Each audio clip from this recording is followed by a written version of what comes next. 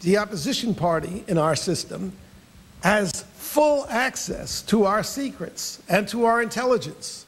They conducted a campaign beginning in July 2003 to attack the United States and its commander-in-chief. That is the position of the Democratic Party. That is a national disgrace.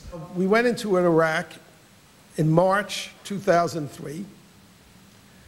We liberated Baghdad in April 2003 with 139 casualties. It was July, that's 3 months or so after we liberated Baghdad, when we were winning the war, but when the resistance was starting from the al-Qaeda terrorists and the Ba'athist fascists in Iraq. And our young men and women were in harm's way, that the Democratic Party ran a national ad, and the national TV ad. And the TV ad said, "Read his lips, President Bush deceives the American people. President Bush is a war criminal." That's what that was saying. What change was there in American policy between April and July? There was none. The Democratic Party, you'll remember, had a presidential primary at this time. I can't think of anything lower than selling your country out, selling your young men and women who are on the battlefield out, selling the security of 300 million Americans out because you wanted to win a Democratic presidential primary.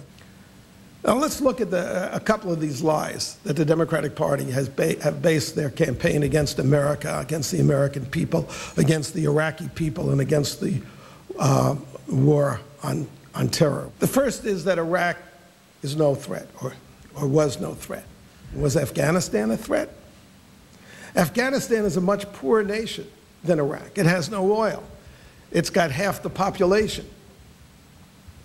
It's virtually all tribal. Baghdad was a pretty modern city. Of course, that's the whole point of the Bush doctrine and of the war that we are fighting in Iraq. That 9/11 told us that a weak and fragile and whatever, unstable nation, a very poor nation, if it supports terrorists, can strike the American mainland, something the Nazis never did, the Germans could not do, something the Japanese could never do, something no enemy in the last 150 years could do. And that's why Saddam Hussein was a threat. Because Saddam Hussein had put, after the Gulf War, had put Allahu Akbar into the flag as a calculated effort to join the forces of the Islamo-fascist crusade because they shared a common enemy, America, the great Satan. He had tried to assassinate the President of the United States. He had held international conferences for terrorists. He had hosted Abu Abbas and Abu Nidal and Abu Musab al-Zarqawi and Ansar al-Islam. All of this Saddam Hussein had done. And so if you looked out at the world with any modicum of responsibility on 9/11, you would see that Iraq was the next big threat to the United States. I tried to lay out here why Iraq should have been considered a threat, but you don't have to take my word for it. You can go to Al Gore. On February 2nd, 2002, Al Gore gave a speech. Now this speech followed a speech, the State of the Union of that year by George Bush.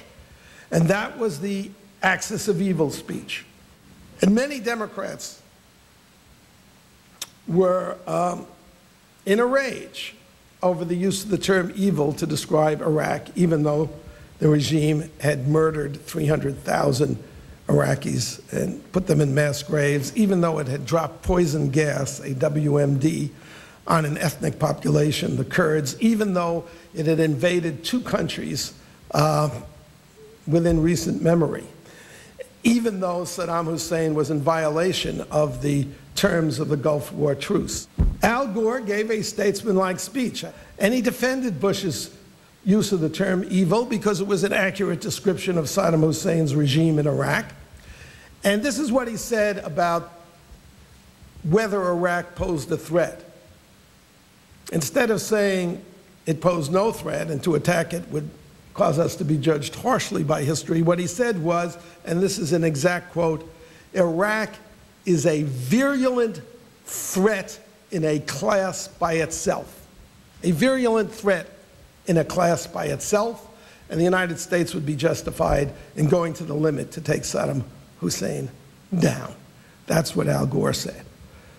So this book I've written, The Party of Defeat, is about a party that betrayed its own war, that betrayed its own country, and that betrayed its men and women in the field. Don't let anybody tell you that you can support the troops but not the war. If you support the troops, you support their mission.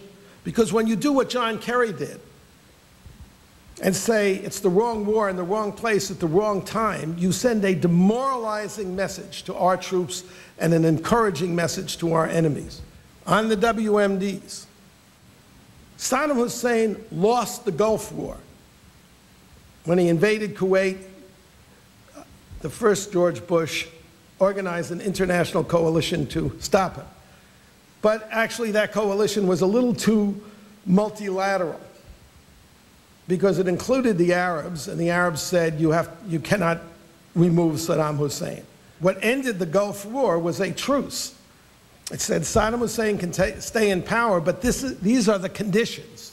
And the conditions were UN Resolution 687 and UN Resolution 689.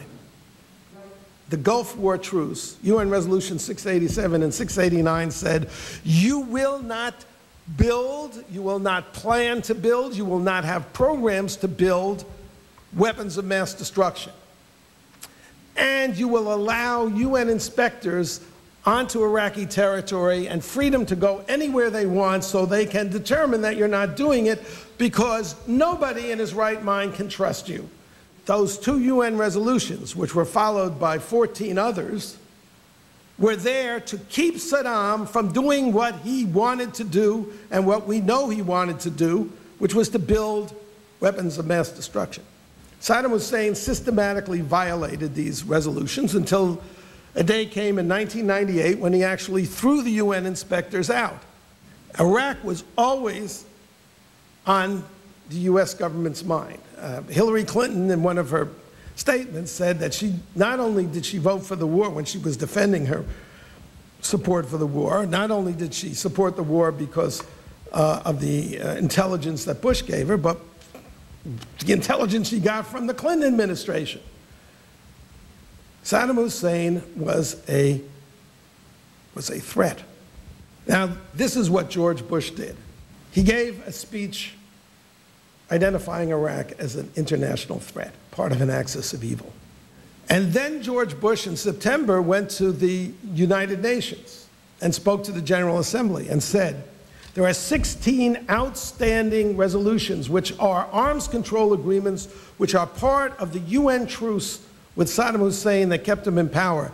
Either you will enforce your word or you will be seen to be irrelevant, which the UN is, and we will do it for you. That's what George Bush said. And then he went to Congress and he got an authorization for the use of force. So the very opposite of what the Democrats claim is the truth. George Bush did not violate international law. He tried to enforce it, and the Democrats didn't support him. The Bush administration made a diplomatic mistake, which was to go back to the UN. Once they had the resolution, they should have acted on it. And Tony Blair begged the Bush administration to go to the UN again and get another resolution. And unfortunately, the Bush administration listened to Colin Powell and did so. And Colin Powell got what he deserved for this, because he did go to the UN to sell the war. And the way he sold it was to imply that Saddam had more weapons capability than he had. And that's why people say it's about WMDs. No, it isn't.